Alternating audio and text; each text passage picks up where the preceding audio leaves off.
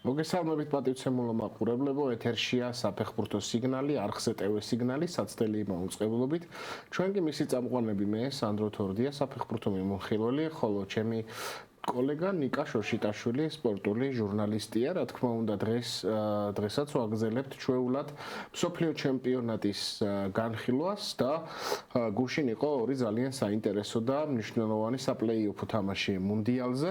პორტუგალია, ესპანეთი, რონალდუმ თავისი ბოლო მუნდიალი ჩაატარა და ამით ის მსოფლიო ჩემპიონატებს დაემშვიდობება, ხოლო ესპანეთი გზას განაგრძობს, რაც შეეხება ამერიკა-ბელგიას, ტრამპის ბიჭებმა დონალდის ასე ვთქვათ, მონდომება მოედანზე ვერ გადაიტანეს და ბელგიასთან განადგურდნენ. ასევე ჩვენ შევეხებით დღევანდელ მატჩებს, არგენტინა, ეგვიპტე, ლიონელ მესის მორიგი მატჩი იქნება დღეს და მცირედით მიმოვიხილავთ შვეიცარია კოლუმბიას. დღეს არის კიდევ ერთი საინტერესო მატჩი კონფერენს ლიგაზე.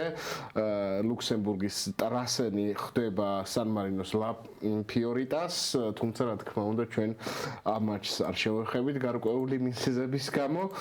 კიდევ ერთი უძილო ღამე გქონდა მე და ნიკას, რადგან ფეხბურთის თამაშს უყურებდით ჩვენ სახლში.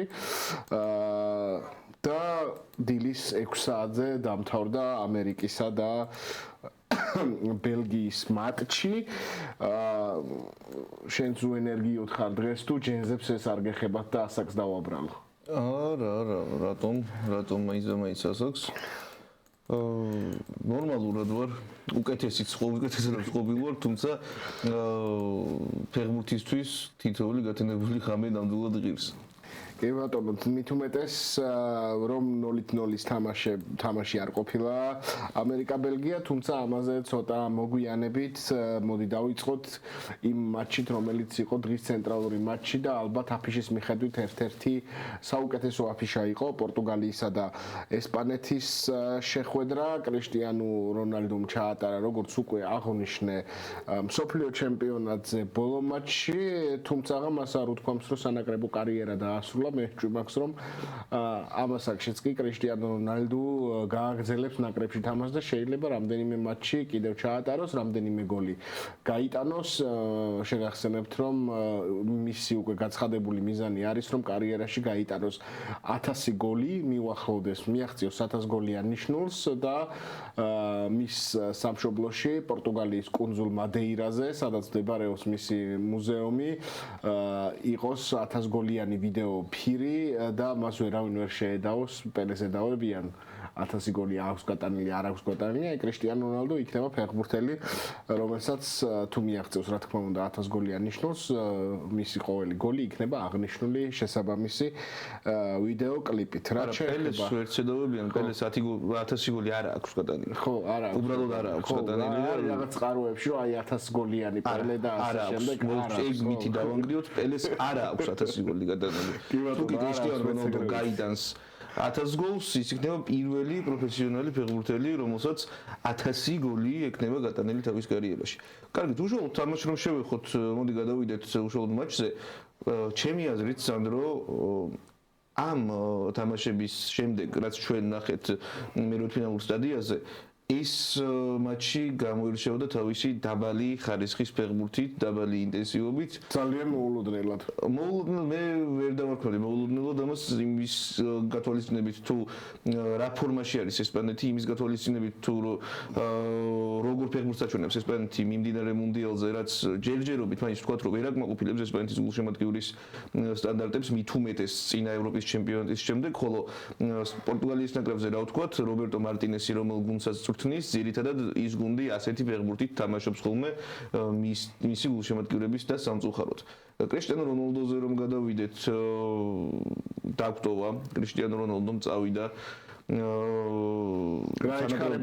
სანაკრებო ფეხბურთიდან თუ არა, ყოველ შემთხვევაში მუნდიალების ქრონიკებში მას ვეღარ ვიხილავთ და რეალურად ჯერ კიდევ შეიძლება ვერ ვიაზრებთ თუ რამდენად დიდმა ფეხბურთელმა დატოვა მსოფლიოს ჩემპიონატი და სამწუხაროდ მას ვეღარ ვიხილავთ მუნდიალებზე. არა და გქონდა ფეხბურთის ქომაგებს იმის იმედი, რომ შემდეგ მუნდიალზე შეძლებდა თუ არა კრისტიანო თამაშს, თუმცა ის ოფიციალურად გამოვიდა მატჩის შემდეგ და განაცხადა, რომ ეს არის მისი ბოლო სოფლიოს ჩემპიონატი. მოგდით ჩამოთვალოთ კრისტიანო რონალდოს მიღწევები თუ რას მიაღწია მან სოფლიოს ჩემპიონატებზე. პირველ რიგში რა თქმა უნდა ყველამ ვიცით ის რეკორდი, რომელიც გამეორებას კილიან მბაპესაც კი გაუჭირდება, იმიტომ რომ ამ კონკრეტული რეკორდის მისაღწევად საჭირო არის უზარმაზარი შრომა, არის საჭირო უდიდესი ნიჭი და რაც თავარია კრისტიანო რონალდოს ნაირი ეგო. 6 სხვადასხვა მუნდიალზე აქვს კრისტიანო რონალდოს გოლი გატანილი 2006 წელს, 2010, 2014, 18, 22 და 26 წლებში. ასევე რო დაუბრუნდეთ ისევ კრისტიანოს მიღწევებს, ის არის ყველაზე ასაკოვანი ფეხბურთელი, რომელმაც მუნდიალების ისტორიაში ჰეტრიკი შეასრულა, 33 წლის იყო ესპანეთის ნაკრებს, როდესაც შეუსრულა ჰეტრიკი 2018 წელს და ასევე ამ სოფლიო ჩემპიონატზე გახდა ყველაზე ასაკოვანი ფეხბურთელი, რომელსაც დუბლი აქვს შესრულებული სოფლიო ჩემპიონატზე 41 წლის გახლავთ კრისტიანო და ასევე ხორვატიასთან გატანილი პენალტით გახდა ისტორიაში ყველაზე ასაკოვანი ფეხბურთელი, რომელსაც მსოფლიოს ჩემპიონატების პლეი-ოფში აქვს გატანილი. ისე რომ დაუბრუნდეთ კრისტიანოს მიღწევებს, 9 ჯერ არის დასახელებული მატჩის საუკეთესო ფეხბურთელად, ეს არის მეორე საუკეთესო შედეგი მუნდიალებზე ლიონელ მესის შემდეგ, თუმცა ლიონელ მესიმ ეს მოახერხა 4 სხვადასხვა მუნდიალზე, კრისტიანომ ესქნა 5 სხვადასხვა მსოფლიო პირველობაზე, რაც თავისთავად ასევე რეკორდი არის. თუ ისევ მიუდგებით პორტუგალიის ნაკრების ჭრილში კრისტიანოს კარიერას, ვთქვათ, რომ პორტუგალიის ნაკრებს რონალდოს მოსვლამდე 3 ჯერ ჰქონდა სულ მუნდიალზე ნათამაშები, 1966 წელს, 1900 მეორეს ვერ ვიხსენებ, თუმცა უკანასკნელად 2002 წელს და იმის შემდეგ, რაც კრისტიანო რონალდო მოვიდა პორტუგალიის ნაკრებში, მას შემდეგ გუნდს არ გამოუტოვებია არც ერთი მსოფლიოს ჩემპიონატი და რთულად წარმომიდგენია აწი რომ გამოტოვოს. თუ გამოტოვებს კიდე იმ შემთხვევაში ეს იქნება ძალიან დიდი სენსაცია. ხოლო რაც შეეხება ევროპის ჩემპიონატებს, აქამდე 3 ჯერ ჰქონდა ასევე ევროპის ჩემპიონატებზე სულ ნათამაშები პორტუგალიის ნაკრებს, კრისტიანოს მოსვლის შემდეგ რა ხდება? არც ერთი ევროპის ჩემპიონატი აღარ გამოუტოვებია პორტუგალიის გუნდს და Nations Cup მოიგეს 2016 წელს Nations Cup-ამდე 2016 წელს მოიგეს ევროპის ჩემპიონატი და 2019 წლის და 2025 წლის ერთა ლიგები. ეს არის ფენომენალური შედეგი მით უმეტეს იმის გათვალისწინებით თუ რას წარმოადგენდა პორტუგალიის ნაკრების საფეხბურთო რუკაზე კრისტიანო რონალდომდე და კრისტიანო რონალდოს შემდეგ. მოდიშით. ფაქტი არის ის, რომ კრისტიანო რონალდო არის ეპოქალური ფეხბურთელი არა მარტო პორტუგალიისთვის, არამედ მსოფლიო ფეხბურთისათვის, როგორც ნიკამ თქვა, ორად იყოფა ისტორია, შეიძლება დავყოთ ისტორია, პორტუგალიის ნაკრები რონალდომდე და რონალდოს დროს და ნახოთ რა იქნება რონალდოს შემდეგ, გუშინდელ შემადგენლობას რომ დაუბრუნდეთ და გუშინდელ მატჩს, კრისტიანო რონალდოს არ ჩაუტარებია ნამდვილად სუდი მატჩი, თუმცა დაუბრუნდეთ და 1-2 სიტყვით შევეხოთ შემადგენლობებს. მე ძალიან გამიკვირდა, რომ პორტუგალიელთა მწვრთნელმა მარტინესმა ძირითად შემადგენლობაში დააყენა არა რაფაელ ლეაო, არამედ ჟოაო ფელიქსი. შემთხვევით ამოვხსნელია მით უმეტეს ჟოაო ფელიქსმა აბსოლუტურად ვერაფერი ვერ შეძინა პორტუგალიის ნაკრებს, იქნებ რაფაელ ლეაოს მაინც გაეკეთებინა, არამედ თან რაფაელ ლეაო კარგად გამოვიდა. კარგად გამოვიდა და ფლანგზე აშკარად გამოაცოცხლა თამაში, მაგრამ არ იყო დრო სამწუხაროდ, ასევე რაფაელ ლეაოს თემას უნდა შევეხოთ, ის ჩემთვის სამწუხაროდ მიმას დიდი ალბათობით დატოვებს, მისმა აგენტმა განუცხადა ჯერი კარდინალის მილანის პრეზიდენტს, რომ თვის ბოლომდე სავარაუდოდ გუნდს შეიცვლის რაფაელ ლეაო, ჟოაო ფელიქსიც იყო მილანის შემადგენლობაში, თუმცა ბევრად უფრო წარუმატებელი ვიდრე მილანში. რაც შეეხება ამ მსოფლიო ჩემპიონატზე პერფორმანსს, რაფაელ ლეაო, რა თქმა უნდა, უკეთესი იყო ვიდრე ჟოაო ფელიქსი. მე აქ ვიტყოდი, რომ შემადგენლობის შერჩევისას ამ კონკრეტულ მონაკვეთში მარტინესის შეცდა. ლეოს კარგი მუნდიალიც ჰქონდა საერთო ჯამში.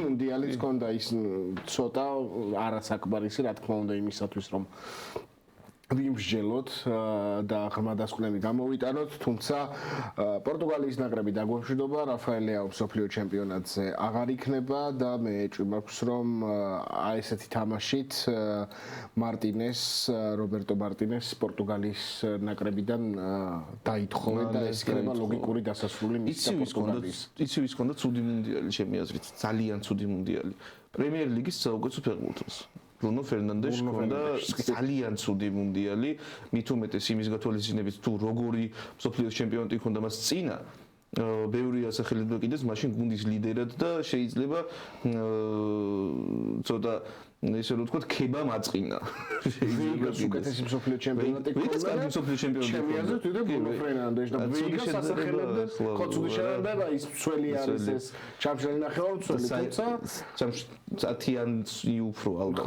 მაგრამ საერთოდ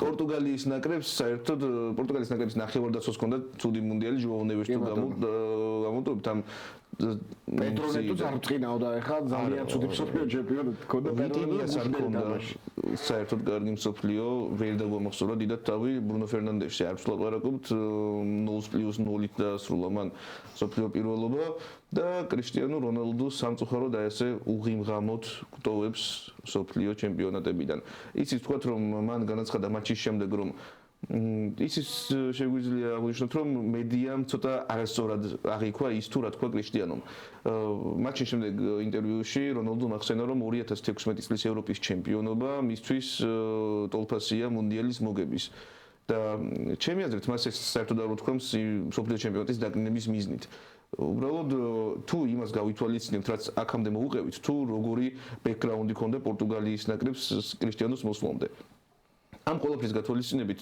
რა თქმა უნდა, მსოფლიო ჩემპიონატის მოგების ტოლფასი არის 2016 წლის ევროპის ჩემპიონატის მოგება. პორტუგალია არ არის ბრაზილია, რომ რონალდუს მისვლამდე 4 მსოფლიო ჩემპიონატი ჰქონდა და მეგობრებო რონალდუს მეხუთე მოეგო. კი, ეს შეიძლება ბევრს გაუკვირდეს იმ ახალგაზრდა ფეხბურთის გულშემატკივრებს, რომლებსაც სულ ცოტა ხნის წინ აქვს ფეხბურთის ყურება დაწყებული, თუმცა პორტუგალია არ იყო საფეხბურთო გრანდი კრისტიანოს მოსვლამდე, ხოლო კრისტიანოს მოსვლის შემდეგ გახდა გუნდი, რომელიც ყოველ მსოფლიო ჩემპიონატში იბრძვის გამარჯვებისთვის, ევროპის ჩემპიონატზე იბრძვის მოგებისთვის და ერთხელ მოიგეს კიდეც. და თავისთავად ჩვეულებრივად რატომაც არ უნდა იყოს კრისტიანო რონალდუსთვის იმ ევროპის ჩემპიონატის მოგება, ტოლფასი მსოფლიო ჩემპიონობის მოგების. მით უმეტეს ჩვენ ამას კარგად ხვდებით, რადგან ჩვენთვის ევროპის ჩემპიონატზე ჯგუფური ეტაპიდან გასვლა მსოფლიო ჩემპიონობაც იყო, ევროპის ჩემპიონობაც იყო, ჩემპიონთა ლიგის მოგებაც იყო და ყველაფერი იყო. ამიტომაც კრისტიანო რონალდუს რაც აქვს თავისი ცოდვები ისინი იმაზე აგოს პასუხი ამ შემთხვევაში ჩემი აზრით დაუმატებთ ხო რაც არ დაუმატოთ კი ნუ და აქეთა მხარეს რომ გადავიდეს მეორე მხარეს ესპანეთის მხარეს გუშინ ბევრი აფასებდა რომ ეს მატჩი იყო წარსულის დაპირისპირება აწუხა ლამინ იამალისა და კრისტიანო რონალდუს დაპირისპირებაზე მაქვს საუბარი კარგად ითამაშა ლამინ იამალმა ჩემდა გასაკვირად ვინც ვერ ითამაშა კარგად ეს იყო ესპანელთა ფორვარდი ოიარზაბალი რომელსაც კარგი მსოფლიო ჩემპიონატი აქვს და ალბათ ეს მატჩი და კიდევ კაპოვერდესთან მატჩი შავად დაამახსოვრდება ამერიკულ მთებს გავს მისი ამ მუნდიალზე პერფორმანსები არ არის საშინელი პერფორმანსი დუბლი საშინელი პერფორმანსი დუბლი ძალიან მომეწონა როდრი ძალიან კარგი მატჩი როდრი იქნა ვიხილეთ თავის საუკეთესო და გუშინ ნახე იმედია რომ დაიჭერს ამ ფორმას და ამერიკულ მთებს არ დაემსგავსება ოიარზაბალის მსგავსად როდრის კარგი ფეხბურთი სჭირდება არა მარტო ესპანეთს არამედ სჭირდება კარგი როდრი მუნდიალსაც ძალიან დიდი ძალა არის როდრი პეპ გვარდიოლა არ მოგვეტყუებინებს როდრისთან ერთად გუნდს შეუძლია უდიდესი მიზნებისთვის მიღწევა და იმედია ესპანეთის ნაკრები მასთან ერთად ბევრი კარგი რამის მიღწევას შეძლებს. იგივე ლამინ იამალზე რო ვისაუბროთ, ლამინ იამალის კარგი მატჩი ჩემი აზრით დაიწყო იმის შემდეგ, რაც მოედანი დატოვა ნუნუ მენდეშმა. ვერ ცდება ამ ფეხბურთელს ჯერჯერობით ლამინ იამალი ვერცად ვერ გასდა აი ვერც ამარცხებს თვითონ დღევანდელ შეხვედრაში კი დაამარცხა თუმცა იმის შემდეგ რაც ნუნუ გავიდა მოედნიდან არის ან ნუნუს აქვს ნაპოვნი რაღაც ლამინის წინააღმდეგ, ან ლამინს არ აქვს ჯერ დახვეწილი თავის სკილები ბოლომდე, რომ ნუნუ მენდეშის ნაიმ ცოლს გასცეს, რომელიც თავის პოზიციაზე დღეს ულაპარაკოთ საუბრობს ფეხბურთელია, ყოველჯერზე ამტკიცებს ამას, რა თქმა უნდა, მის გასვლას ვერ დავაბრალებთ პორტუგალიის ნაკრების წაგებას, იმიტომ რომ გოლი აბსოლუტურად სხვა სათამაშო მომენტში გავიდა, თუმცა ეს დანაკლისი არის, რა თქმა უნდა, იყო კიდეც კონკრეტულ მატჩში პორტუგალიისთვის და იმ შემთხვევაში თუ გავიდოდა პორტუგალია შემდეგ ეტაპზე, შემდეგაც უდიდესი დანაკლისი იქნებოდა, იმიტომ რომ ჩემი აზრით ამ ფორმაციის პორტუგალიის ყველაზე კარგი მოთამაშე გახლავთ ნუნუ მენდეში, ყოველ შემთხვევაში დაჩვენები ფეხბურთით აუცილებლად ეგრეთ არის ჩემი აზრით. არ შემიძლია არ დაგეთანხმო და ნუ ასეა თუ ისე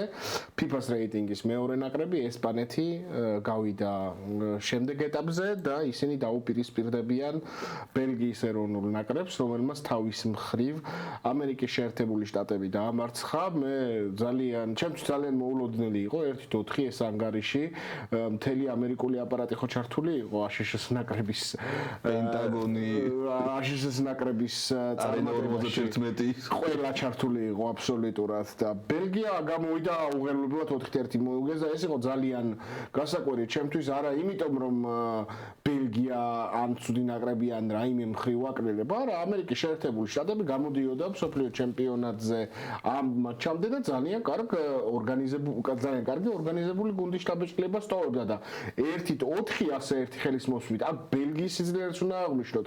ასეთი ძლიერი ბელგია ერთ კონკრეტულ მატჩში მე ამ მსოფლიო ჩემპიონატზე არ მახსოვს. ფორმაში შევიდა და ეს ახასიათებს ხოდაშორის გრანდებს, როდესაც თავიდან უჭირთ ხოლმე და შემდეგ შედიან ხოლმე ფორმაში და ვინიცის იქნებ ფინალამდეც მიაღწიოს ბელგიამ ყოველ შემთხვევაში ძალიან გაუჭირდება აი ამ ბელგიასთან ნებისმიერ ნაკრებს თამაში. მათ შორის ესპანეთის ნაკრები. მე მაგალითად აქ ამ კონკრეტულ მატჩში პირველ რიგში იმან გამაკვირვა არა შედეგმა თუ რა შედეგი დადგა და რა ანგარიში იყო ტაბლოზე. არამედ თვითონ იმან თუ როგორ დაჯაბნა ბელგიის ნაკრებმა ამერიკის შეერთებული შტატების ნაკრები, რომელიც კარგი გუნდი არის.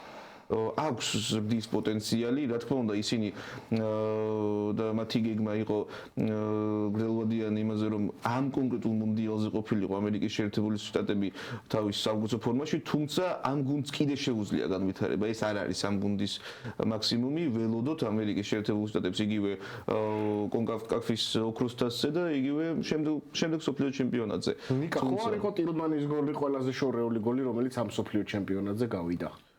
არა მგონია, პაპეში უფრო შორი არისო ნეტო. ხო, შეიძლება, მაგრამ ესეც შორიდან იყო გატანილი. ან სენეგალელი გეის გოლის უფრო შორს არისო? შეიძლება იყო, მაგრამ ისეთი გოლი იყო, სახასიათო გოლი იყო. ეს ნუ ასეთი შეცდომა ეხა ну, რა ვიცი, ტილემანსი ძალიან კარგი ფეხბურთელი არის. ყოველ შემთხვევაში ამ სოფლიო ჩემპიონატზე და მე უნდა აღვნიშნო შარლე დე კეტელარი, ჩემი ტკივილი, ატალანტიდან იყიდა მილანმა და საერთოდ უბრალოდ ბრიუგენიდან იყიდა მილანმა. შავ ლურჯებიდან, ბრიუგე შავ ლურჯი ფორმით გამოდის. და ასევე შავ ლურჯებში გაუშვა. შავი და ლურჯი ფორმა მოწევს როგორც ჩანს ამბიჯს, შავ წითლებში ვერ ითამაშა მილანში. გადავიდა თუ არა ატალანტაში, დაიბრუნა ფორმა და კი ვნახეთ გუშინ. დუბლი მიითვალა, ძალიან კარგად ითამაშა, დუბლის გარდა რო უყურებდი პოზიცია არც ერთხელ არ დაუკარგავს და ზუსტად იდგა იქ, სადაც ბურთი მიდიოდა და უნდა აღვნიშნოთ, რომ ბელგიის სასტარტო შემადგენლობაში არ იყო არც ლუკაკუ, არც დე ბრუინი. და მაინც 4-1 მოუგეს მარტივად ამერიკას. პოჩეტინო გამწარებული იყო ერთ მომენტში ჩვევია. ის 5-საც კი დაარტყა ფეხი. დეკატელარეს მეორე გოლის. ზუსტად დეკატელარეს მეორე გოლის დროს და ამერიკა დაემშვიდობა მსოფლიო ჩემპიონატს, ჩემი აზრით პოჩეტინო ამ გუნდიდან გაშვებას არ იმსახურებს. ასეა თუ ისეა, ძალიან კარგი ორგანიზებული ნაკრები ყავს, ძალიან კარგად გამოვიდა მსოფლიო ჩემპიონატზე და მე ამ ნაკრებში მომავალს ხედავ, თუმცა წინ ბელგია შემდეგ ეტაპზე ბელგია გავიდა კიდევ ერთი ევროპული ნაკრები და ესპანეთი ბელგია იქნება ძალიან კარგი თამაში, მე ძალიან ველოდები ამ თამაშს კიდევ ერთი ევროპული მეოთხედფინალი მივიღეთ. სანამ მაგ თამაშზე გადავალთ, ჩემი საყვარელი მომენტი ამ თამაშიდან არის ლუკაკუს გოლის აღნიშვნა, როგორ აღნიშნა მთელმა ბელგიის ნაკრებმა გოლი მეოთხე ბურთი ამერიკის შეერთებული შტატების კარში, მათ გააკეთეს ტრამპის ცნობილი აღნიშვნა, ცეკვა, ეგრეთ წოდებული YMCA-ის მუსიკაზე რომ გამოდის ხოლმე ტრამპი და ეს ძალიან კარგი მომენტი იყო ფეხბურთისთვის. ვფიქრობ, ბელგიის ნაკრები გამოვიდა და საფეხბურთო მოედნიდან დაცინა მსოფლიოს ყველაზე გავლენიან ადამიანს. იმედია ამერიკაში თუ დაგვჭირდება ტურისტული მიზნებით ჩასვლა ან ამერიკის მონახულება, ამ ეპიზოდს არ მოგვიჭრიან და ვიზის უარსაყოფად ამას არ გვეტყვიან, ან ტრამპი აღარ იქნება უკვე პრეზიდენტი. არა, რა თქო, ამერიკაზე ხო ვისაუბრეთ, რომ კარგი ნაკრებია. მაგრამ დაცინა ბელგიის ნაკრებმა დაცინა ამერიკის პრეზიდენტს საფეხბურთო მოედნიდან და ესეც ერთგვარი მომენტი არის, რომელიც სამუდამოდ შეიწერება ფეხბურთის ისტორიაში.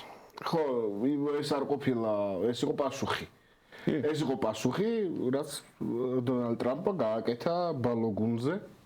ჩაერია უხეშად, დაადასტურა და კიდე კაი ბალოგუნი ყავდათ. ბელგიის ნაკრები მაინც დაწერს საჩივარს FIFA-ში, არ ბოდიშ FIFA-ში არ დაწერს ამ საჩივარს, დაწერს საჩივარს აღმასრულებელ ორგანოში, საფეხბურთო არბიტრაჟში, რომელიც არანაირ ურთიერთობაში არ არის FIFA-სთან, ამიტომაც დაიწყება გამოძიება, რომელიც იქნება აბსოლუტურად დამოუკიდებელი ფეხბურთის მმართველი ორგანოსგან და საინტერესოა თუ რა დასკვნას დადებს ეს გამოძიება. რა დასკვნა დააჯარიმებს სავარაუდოდ ვის FIFA-ს? FIFA-ს ალბათ. თუ ამერიკის ნაკრებს. არა ამერიკის ნაკრები რა დასაჯარიმებელი მისცა უფლება FIFA-მ რომ ეთამაშა ბალოგუნს და ითამაშეს. FIFA-ს ალბათ დონალდ ტრამპის ბრალეულობა ჯანი ინფანტინოსთან ერთად დადგინდება. აქ ორი პირის შეთანხმება მოხდა.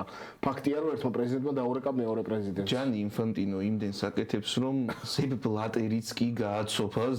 ზებ ბლატერი გამოვიდა კომენტარით რომ ეს უკვე არის ზედმეტი, თვითონ ამბობს რომ არის ზედმეტი რაც ხდება ახლა FIFA-ში.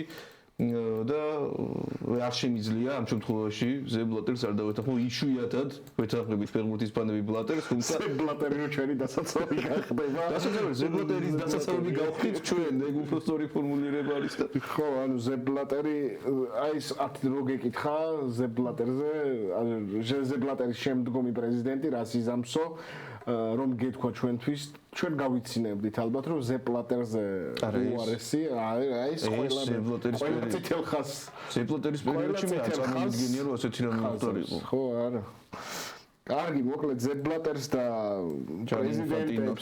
პრეზიდენტებს, რომლებიც ბინძურ გარიგებაში შედიან ერთმანეთთან შევეშვათ და ვილაპარაკოთ გაცილებით უკეთეს ადამიანზე, გაცილებით უკეთეს ფეხბურთელზე, ვიდრე აქამდე ვილაპარაკეთ. ლიონელ მესის კიდევ ერთი მატჩი იქნება, როდესაც ვაცნობიერებ, რომ ლიონელ მესის ბოლო მუნდიალი არის ეს.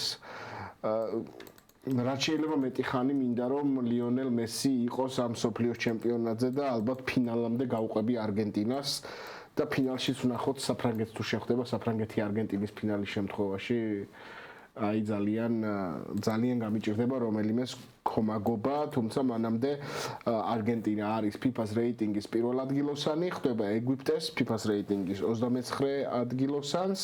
ამ მატჩამდე დარჩენილია სულ რაღაც 35 წუთი და სასტარტო შემადგენლობები დაიდო მესის წინ შეუწყვილდება ალვარესი. მთავარი კითხვა ალბათ ეს იყო, ლაუტარო მარტინესი დადგებოდა თუ ალვარესი.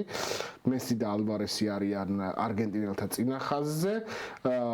ნახევარდაცვა უცვლელია არის ამ შემთხვევაში ფერნანდესი, პარედესი, მაკალისტერი, დეპოლი.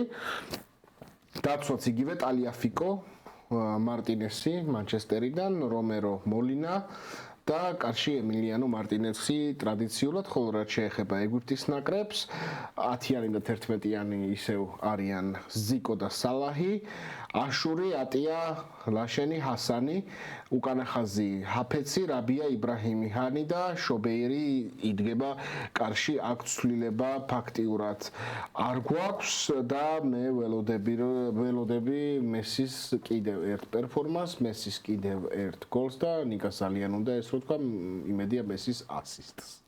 კი, მესიმ ახლა ერთი ასისტი უნდა გააკეთოს მართლა რომ ძალიან არ მინდა რომ შეიძლება სოფლიო ჩემპიონატი რომ მოიგოს ისე რომ ერთი ასისტი არ გააკეთოს. ეგ იქნება ყველაზე სასაცილო სცენარი. შეგახსენებთ რომ ლიონელ მესის სჭირდება ერთი ასისტი რათა გაუსწროს დიეგო მარადონას სოფლიო ჩემპიონატების ისტორიაში საუკეთესო ასისტენტად დავაში 8 ასისტი აქვს ამ მომენტისთვის მარადონასა და მესის და ერთი ასისტი სჭირდება ლეოს რომ გალიდერდეს ერთპიროვნულად ამ ასპექტში. და ველოდები მინდა რომ ასისტი გააკეთოს, ასევე მინდა რომ გოლის გაიტანოს, მინდა რომ არგენტინა გაცდეს ეგვიპტეს, მოიგოს მსოფლიო ჩემპიონატი, მესი მეორე ოქროს медаლი მიიღოს თავისი მუნდიალის და ასევე არგენტინამაც მეოთხე და გაუთანაბრდეს იტალიასა და გერმანიას. ისტორიული შანსი აქვს ნამდვილად ახლა არგენტინელებს, თან თქვათ რომ აქვთ იოლი ბადე შედარებით იმასთან შედარებით თუ რა შეიძლებოდა, როგორი ბადე შეიძლებოდა მათ ქონოდათ კაბო-ვერდეს ნაკრების დამარცხების შემდეგ არის მათთან ეგვიპტის ნაკრები კვლავ აფრიკელებს დაუპირისპირდებიან, აფრიკელებს რომლებიც არიან თავისთვის ალბათ საუკეთესო ფორმაში. აფრიკელებს რომლებიც აზიისგანაც არ არიან ძალიან შორს. აზიისგან ისეთი ის არის გეოგრაფიულად. გეოგრაფიულად მათ შორს კი არა, იქვე არის რაღაც ერთი სულ პატარა სრუტის გადალახვა არის საჭირო აზიაში მოსახვედრად ეგვიპტიდან, თუმცა შევხედოთ матჩს საინტერესო შეხვედრა უნდა იყოს. მაინც ვფიქრობ რომ კაბო-ვერდესთან დაშვებულ შეცდომებზე არგენტინა ისწავლის და დღეს ისე არანერვიულებს თავის გულშემატკივარს, როგორც ეს წინა შეხვედრაში მოხდა. ველოდები ლიონელ მესის კარგ თამაშს, კვლავაც ასისტს პირველ რიგში. ველოდები მის ერთს ან ორ გოლს თუნდაც, იმიტომ რომ ლეოსაც აქვს დარჩენილი რაღაცა რეკორდები რომელიც მოსახსნელი აქვს, მაგალითად ჟაირ ზინიოს რეკორდი 1970 წელს ბრაზილიელმა ჟაირ ზინიომ დაამყარა რეკორდი, როდესაც მან 7 გოლი გაიტანა მუნდიალზე, ეს 7 გოლი გადაანაწილა მუნდიალის ყველა მატჩზე. ჯერჯერობით ლეო პირწმინდად მინდის ამ რეკორდისკენ. დარჩა მეოთხედფინალი, ნახევარფინალი და ფინალი. ან მატჩი მესამე ადგილისთვის, რეკორდი ყოველ შემთხვევაში გამეორდება თუ ეს მან მატჩში მესამე ადგილისთვის მოახერხა. და ასევე რეკორდი, რომელიც ჯერჯერობით დაუძლეველი არის, აი ამდენი წელია უკვე 1958 წელს ჟულს ფონტენის მიერ დამყარებული რეკორდი, ერთ კონკრეტულ მუნდიალზე გატანილი გოლების 13 გოლი გაიტანა მაშინ ჟულს ფონტენმა, რაც არის ანომალია. ეგრეთ ვთქვათ 1958 წლის მონაცემებიდან, როდესაც ბევრად უფრო ნაკრებ თამაშს თამაშობდნენ ფეხბურთელები ვიდრე დღეს, მაინც ვერ მოიხსნა ეს რეკორდი და ლიონელ მესი, კილიან მბაპე და ერლინგ ჰალანდი მიდიან ამ რეკორდის მოსახსნელად. იმედია ყველას დაასწრებს ლიონელ მესი ამ რეკორდის მოხსნას. ველოდები კარგ თამაშს, ველოდები არგენტინელების კარგ თამაშს და რა ვთქვა, დაცვით ბლოკში არგენტინელებს არანაირი ცვლილება არ აქვთ, იმიტომ რომ არც იყო აქ რეალურად ცვლილება გასაკეთებელი და შევხედოთ თუ რას შემოგთავაზებენ შემოგთავაზებს ალბისელესტი. რაც შეიძლება ვთქვათ ეგვიპტეზე, მუჰამედ სალაჰი იბრძვის თავისი ლეგასისთვის ეგვიპტეში, იმიტომ რომ მას სანაკრებო დონეზე დიდად ბევრი წარმატება არ აქვს. ეს კონკრეტული სოფლიო ჩემპიონატი არის მისი შანსი, რომ თავის გულშემატკივრებს დაამახსოვროს თავი როგორც არა მარტო ლივერპულის დიდებულ შემტევად, არამედ ეგვიპტის ნაკრებისთვისაც უმნიშვნელოვანეს ფიგურად, რომელიც არის, რა თქმა უნდა, ისტორიაში საუკეთესო ეგვიპტელი არის, თუმცა აქვს მას თავისი სიტყვა სათქმელი ეგვიპტელ ხალხთან და ამას იცდება ვისთან თუ არა მოქმედ სოფლიოს ჩემპიონთან ნახოთ. სალაჰისა და მესის დაპირისპირება არის ბოლოს, როდესაც სალაჰი და მესი დაუპირისპირდნენ ერთმანეთს, მაშინ სალაჰი უბრალოდ მოედანზე არ იყო, ტრავმა ჰქონდა. მესისთვის ძალიან ცუდად დასრულდა, 4-0 განადგურდა მაშინ ბარსელონა ენფილდზე და მაშინ გამხსენებდი ხა ეგვიპტე არგენტინა როდის იყო მეთქი და ეგვიპტე არგენტინა მხოლოდ ერთხელ შეხვედრიან ერთმანეთს 2008 წლის 26 მარტს, მაშინ სალაჰი ვერ იქნებოდა სავარაუდოდ. სალაჰი ვერ იქნებოდა, მესი შეიძლება ყოფილიყო ახალგაზრდულ ასაკში და ეს თამაში 2-0 მოიგო არგენტინამ, მაშინ ალფიო ბასილე იყო არგენტინის მცველი და სერხიო აგუერომ და ინტერის ფეხბურთელმა ნიკოლა ბურდისომ გაიტანეს გოლები.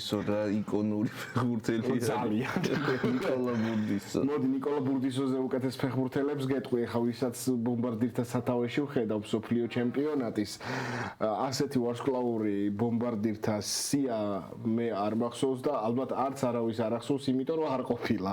ლიონელ მესი პირველ ადგილზე 7 გოლით 4 მატჩში, კელიან მბაპე 7 გოლი, ერლინგ ჰოლანდი 7 გოლი, ჰარი კეინი 6 გოლი და აი აქ წყდება ისმაილა სარის სენეგალი 4 გოლი. ისმაილა სარის სავარაუდოდ სხვა ფეხბურთელები გადაასწრებენ, მაგალითად მიკელ ოიარზაბალი, რომელსაც 4 გოლი აქვს გატანილი, ალბათ სავარაუდოდ მსოფლიო ჩემპიონატამდე, მსოფლიო ჩემპიონატის დასრულებამდე რამდენიმე გოლი უნდა გაიტანოს, ერთი მაინც ყოველ შემთხვევაში. და მოდი შევეხოთ მცირედით ამ ფონზე არც ისე საინტერესო მატჩს. ხო, ერთ რამეს ვიტყვი, რომ მე რა თქმა უნდა არგენტინა-ეგვიპტის მატჩი მერვედფინალია მსოფლიო ჩემპიონატს და დაძაბულ მატჩს ველია, არ მგონია რომ აქ არგენტინას იოლიგას ერნება ელოდეს.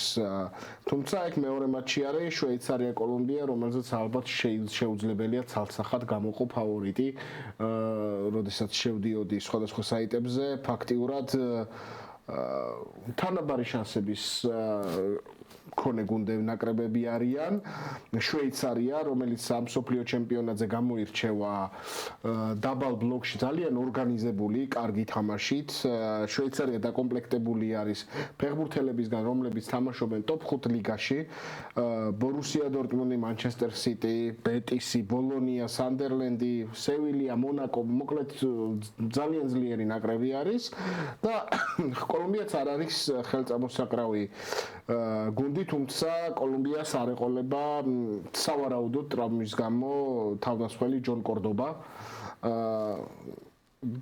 და შესაბამისად ეს ძალიან დიდი დანაკლისი არის მათთვის, თუმცა ვნახოთ თუმცა დანაკლისი ჩემი აზრით უფრო დიდი აქვს შვეიცარიის ნაკრებს, რადგან ამ ტურნირის ჩემი აზრით მთავარი აღმოჩენა იოჰან მანზამბი სამწუხაროდ გამოტოვებს კოლუმბიასთან შეხვედრას ტრაუმის გამო. ძალიან სტუდია, როდესაც ასეთი ახალგაზრდა ფეხბურთელი ასეთ მატჩში, რომელიც არის მისი კარიერის უმნიშვნელოვანესი მატჩი ყოველ შემთხვევაში ჯერჯერობით, არ ითამაშებს, ძალიან გულდასაწყვეტი არის ეს და ვფიქრობ, რომ მანზამბის გამოკლების ხარჯზე, რომელიც ლიდერად ჩამოყალიბდა ამ შვეიცარიის კონკრეტულ მუნდიალზე, მანზამბის არ ყოფნის ფაქტორით კოლუმბია ხდება მცირედი, მაგრამ მაინც ფავორიტი. კოლუმბიას გავს ძალიან საინტერესო მწვრთნელი ლორენსი, არგენტინელი, რომელიც იყო 1990 წლის მსოფლიო ჩემპიონატის ფინალში როგორც ფეხბურთელი და ის იყო ხოსე პეკერმანის ასისტენტი თავის დროზე. 2022 წლიდანაა ის კოლუმბიის ეროვნული ნაკრების მწვრთნელი და საკმაოდ სტაბილური შედეგები აქვს კოლუმბიას და ჩამოყალიბდა სამხრეთ ამერიკის ერთ-ერთ წამყვან ნაკრებად, რატომაც არა რომ კოლუმბიამ გამოაგდოს კიდევ ერთი ევროპული ძალიან ორგანიზებული საათივით აწყობილი შვეიცარიული საათივით აწყობილი. შვეიცარია ასეა თუ ისე ძალიან საინტერესო მატჩები გველოდება. 2024 წლის კოპა ამერიკას ფინალი გვახსოვს და გვახსოვს თუ როგორ გაუჭირდა მაშინ სოფლიოს და წინა კოპა ამერიკის თასის მფლობელ არგენტინას კოლუმბიის დამარცხება. და ამიტომაც თუ კი კოლუმბია ამ ბარიერს დაძლევს, ისინი მეოთხედფინალში არგენტინისა და ეგვიპტის გამარჯვებულს დაუპირისპირდებიან, რომელიც სავარაუდოდ არგენტინა იქნება. და ვერ ვიტყვით რომ ეს არგენტინელებისთვის იოლი გასეირნება იქნება კი არა, ისიც სათქმელი არის თუ რამდენად ფავორიტი იქნება არგენტინა. მცირედი ფავორიტი რა თქმა უნდა იქნება, მაგრამ თუ რამდენად ფავორიტი იქნება კოლუმბიის ამ ნაკრებთან, ეგეც სათქმელია. შვეიცარიის ნაკრებთანაც ვერ იქნება მთლად საუკეთესო განწყობაზე არგენტინელი გულშემატკივარი. ბუნებრივია, აქ ულაპარაკო ფავორიტები აღარ არსებობენ, ისეთ ეტაპზე ვართ მისულები.